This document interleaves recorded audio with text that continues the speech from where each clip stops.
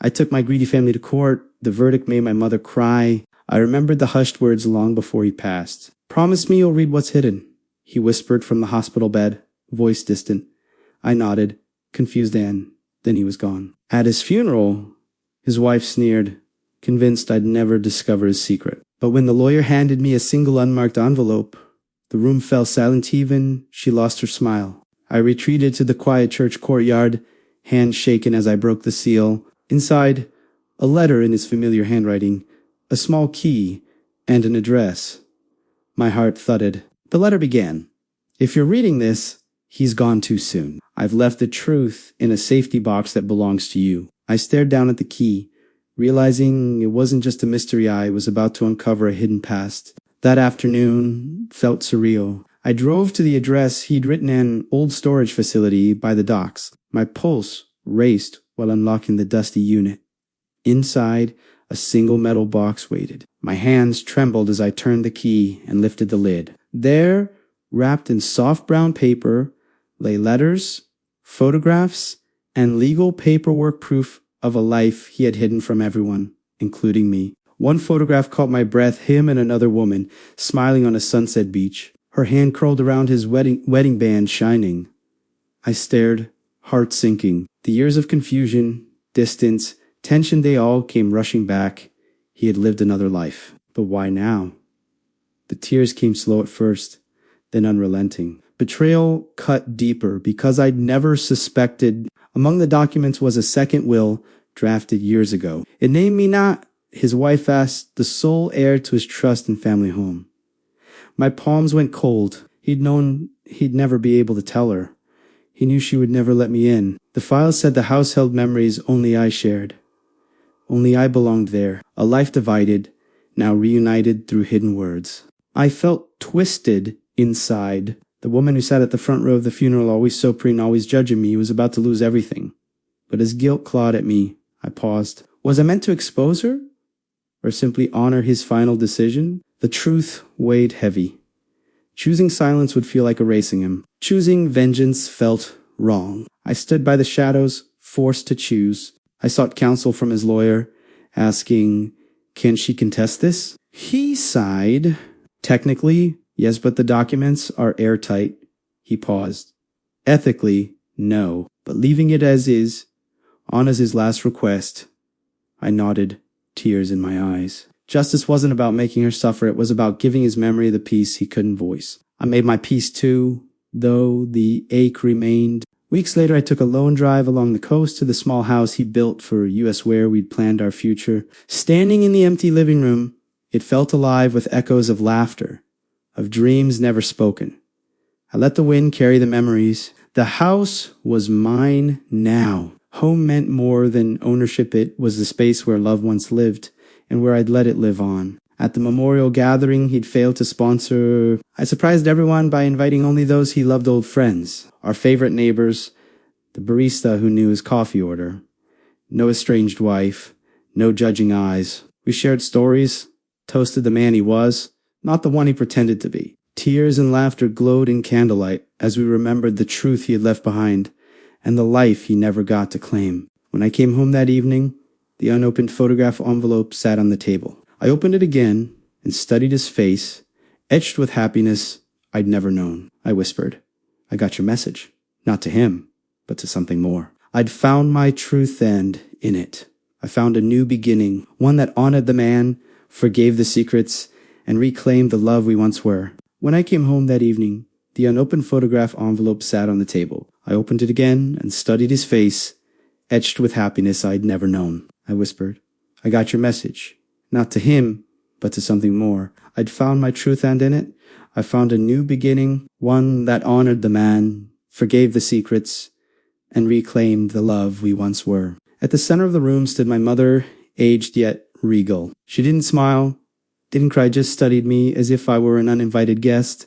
Beside her, a lawyer shuffled papers. The air felt heavy, like a storm about to break. I noticed my stepbrother across the room. He was smirking, like he knew a secret I didn't. The lawyer cleared his throat and began reading the will. My late stepfather's assets were staggering properties, investments, priceless art.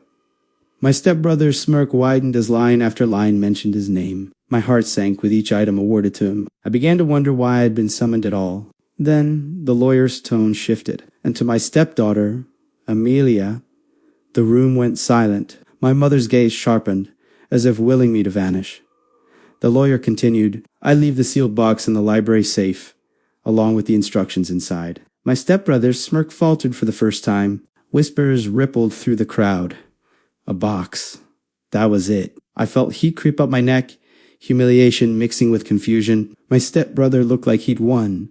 My mother's lips curled in quiet satisfaction. But something in the lawyer's eyes made me pause. Wasn't pity. It was caution. After the reading, the lawyer motioned for me to follow him. We slipped into the library, the scent of old leather and dust wrapping around us. He opened the safe, revealing a small, heavy box with my name engraved. My hands trembled as I lifted it. The metal was icy against my skin. "Your stepfather was a complicated man," the lawyer said quietly. "He wanted you to have this privately."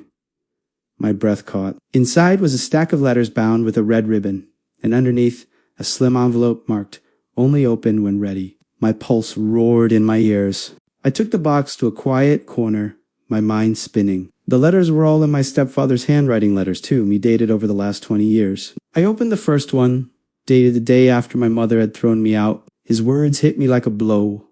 "I wanted to protect you, but I failed." Tears blurred the ink as I read letter after letter, apologies, confessions, and truths I had never imagined. He spoke of hidden accounts, stolen opportunities, and how my mother and stepbrother had orchestrated my exile to secure the fortune. Each page deepened the ache in my chest. Finally, I opened the slim envelope. Inside was a single key and a bank statement showing an account in my name holding far more money than my stepbrother had inherited. My breath hitched. This wasn't just an inheritance.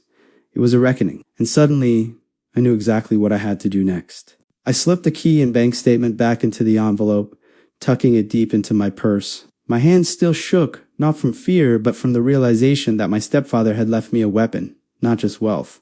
This was his way of restoring balance, and perhaps getting his final revenge. When I returned to the main hall, conversations hushed again. My stepbrother lounged in his chair, his smirk restored. My mother's eyes flicked to the box I carried.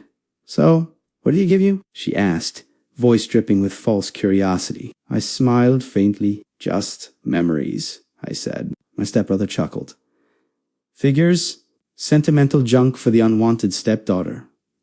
The crowd tittered. I swallowed my pride and let him think he'd won. For now, the truth was, I needed time to process the letters on, to decide how to use what I had learned. That night, in my hotel room, I read every single letter again.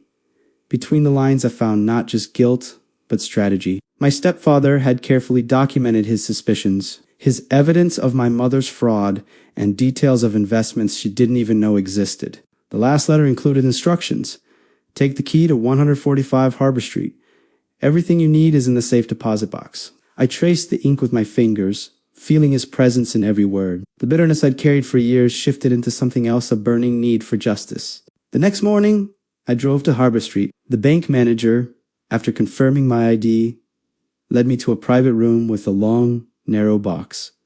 My hands shook as I unlocked it. Inside were files, photographs, and legal documents all proving the embezzlement my mother and stepbrother had committed. There were also recordings, conversations where they openly discussed manipulating my stepfather, isolating me, and siphoning funds. My stomach churned, listening to them casually dismantle my life. Anger flared hot and bright, but I kept my focus. This was power. I spent the next few days meeting with a lawyer of my own. She listened intently, her eyes widening as she flipped through the evidence. "This is enough to destroy them both," she said. I felt a grim satisfaction settle over me. That was exactly the point. We worked in secret, building the case, preparing for the right moment. Meanwhile, I played the part of the quiet, defeated daughter at family events.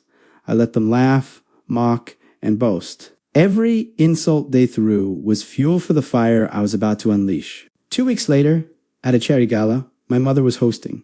The lawyer served them both with legal papers right there in front of the town's elite. The room fell silent as my stepbrother's face drained of color, And my mother's forced smile shattered. Justice had arrived, and I didn't even need to raise my voice.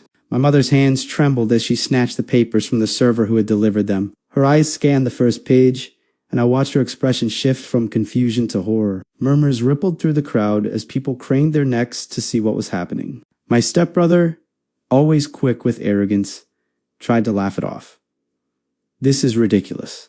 Some pathetic stunt," but his voice cracked halfway through, betraying the panic he was desperately trying to hide. He flipped through the documents, his jaw tightening with each page. "You can't be serious," my mother hissed, stepping toward me. Her manicured fingers gripped the papers so tightly that they bent. "Where did you get this?" she demanded. I met her gaze calmly. "From the man you both underestimated until the day he died." The whispers grew louder. People who had once fawned over my mother were now staring at her with suspicion. The mask she wore so effortlessly for years was cracking, and everyone could see it. She glanced around, realizing her reputation was unraveling in real time. My stepbrother leaned in close, lowering his voice to a threatening growl.